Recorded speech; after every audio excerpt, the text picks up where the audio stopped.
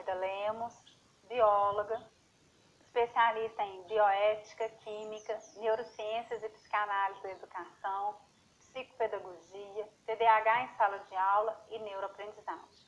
Venho apresentar o artigo Estratégias de Intervenção para Alunos com transtorno de déficit de atenção e hiperatividade, TDAH.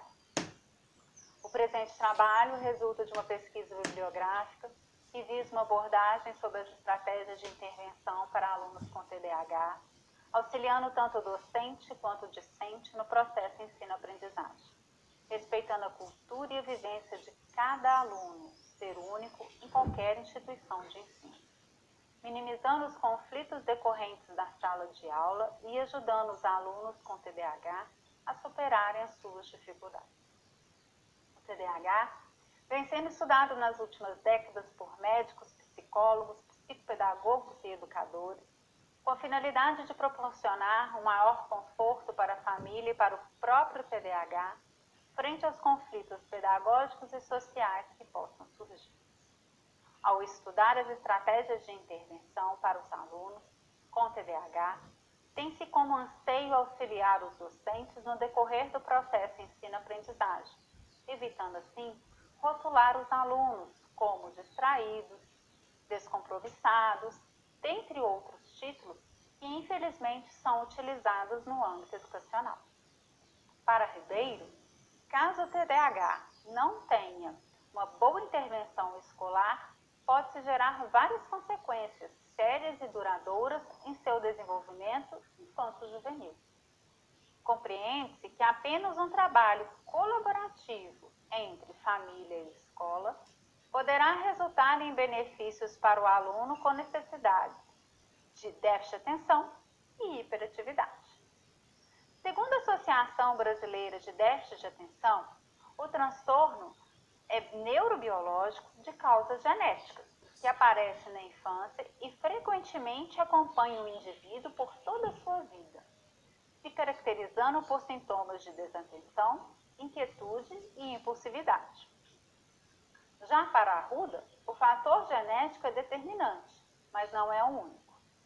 Percebe-se que não há uma única definição, e sim várias percepções do portador do TDAH, tendo como fio condutor a desatenção, a hiperatividade e a impulsividade. Estas podendo ser fruto de estímulos externos combinados com fator genético, o qual denomina-se fenocópia. Desse modo, segundo Senna e Neto, o TDAH é visto como uma síndrome complexa, biopsicossocial. Para reconhecer uma pessoa com TDAH, há basicamente 3 sintomas que devem ser observados em todos os locais que ele frequenta: impulsividade, hiperatividade e desatenção. O grau de prevalência de cada sintoma determina o tipo de TDAH. Atualmente, de acordo com o DSM-5, o TDAH é classificado entre os transtornos de neurodesenvolvimento, sendo caracterizado por dificuldades no desenvolvimento pessoal, acadêmico e social, sendo subdividido em leve, moderado ou severo, de acordo com a intensidade dos sintomas apresentados: desatenção, hiperatividade e impulsividade, e os prejuízos pessoais, acadêmicos e sociais causados ao longo da vida do TDAH. A relação escola, família e os profissionais de saúde é fundamental para um bom desempenho do aluno com TDAH. Para isso, precisa-se de uma comunicação clara e objetiva. A partir do momento que se tem um diagnóstico estabelecido por uma equipe multifuncional, como médicos, professores, psicólogos e afins, pode-se montar estratégias para um tratamento adequado e eficaz. De acordo com Senna e Neto, é preciso lidar com a angústia da família e do portador. Somente assim pode-se auxiliar tanto a família quanto o TDAH. A escola tem o dever de auxiliar a família nesse contexto. Para isso, a família e a escola devem ter valores semelhantes, que que enfoque o indivíduo como ser único, valorizando assim suas conquistas. Os educadores são essenciais para o processo ensino-aprendizagem dos alunos com TDAH. Para Reis e Camargos, os professores são sujeitos que diretamente podem interferir na aprendizagem, fazer a mediação entre os relacionamentos presentes do ambiente escolar e perceber quando há necessidade de solicitação de avaliação médica e ou psicológica. Com base nessa premissa, algumas estratégias de intervenção serão abordadas, a fim de auxiliar o sucesso dos alunos com TDAH no âmbito educacional.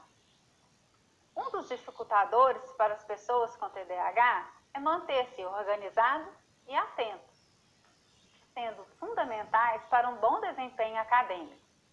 Para isso, as pessoas com TDAH necessitam de rotina e espaço adequado para que todas as demais estratégias possam ter sucesso. O âmbito escolar é fundamental para o rendimento do aluno. Lembrando que o aluno com TDAH já se dispersa facilmente. Então, o ambiente não deve ter muitas informações. Quanto menos distratores, melhor será o desempenho, o foco e a atenção, se tornando assim mais eficaz. Uma rotina pré-estabelecida, um local adequado, regras claras, objetivas, curtas, limites, acompanhamento frequente, quadros organizacionais, mapas mentais, canetas coloridas, dicas, lembretes, estratégias de autocontrole, como meditação, pausas regulares e reforço positivo, são fundamentais para que tudo dê certo. Percebe-se que há uma necessidade de atenção e um atendimento personalizado, a fim de auxiliar este aluno. Então, deve-se colocá-lo em evidência através de reforços positivos, assentando-se à frente, lembrando sempre que as regras devem ser claras, curtas e objetivas. O educador deve conhecer sobre o TDAH para que possa auxiliar o progresso do aluno. Segundo Ries, a utilização de um local seguro, regras e limites bem definidos, supervisão frequente, reforço positivo e uso da voz calma e tranquila ajudam no sucesso do TDAH. Apesar de já existirem listas de intervenções de estratégia, como sugestões de Baker, vale lembrar que o papel do professor é fundamental, pois ele que colocará em prática. Um dos maiores desafios é preparar os educadores e lidarem com os alunos com TDAH, pois o despreparo e a falta de conhecimento contribuem para o insucesso e a baixa autoestima do TDAH. Nada se adianta se o professor não efetuar seu papel de maneira efetiva, pois o que são listas comportamentais sem atitudes? Para Benck, existe o tipo ideal de professor para TDAH. O estilo do professor que parece mais se ajustar às necessidades do estudante com TDAH é aquele que se mostra democrático, solícito, compreensivo, otimista, amigo, empático, dá respostas consistentes e rápidas para o comportamento inadequado da criança, não manifestando raiva ou insultando o aluno. O tipo do professor também é essencial para que ocorra o sucesso com o TDAH. É na escola onde ocorrem os maiores problemas com TDAH, sendo muitas vezes estes excluídos no meio devido ao despreparo e desconhecimento dos profissionais da educação, ao invés de incluir de maneira efetiva, afetiva e acolhedora. Cabe ao educador colocar em prática as estratégias de intervenções para o sucesso do aluno, dependendo somente de sua atitude, criatividade e motivação. Algumas estratégias gerais que foram coletadas de vários autores serão comentadas aqui, como, por exemplo, instruções claras, objetivas e curtas. Utilizar um quadro de rotina semanal, Assim, o TDAH consegue se organizar melhor no tempo e no espaço. O uso da agenda de maneira adequada.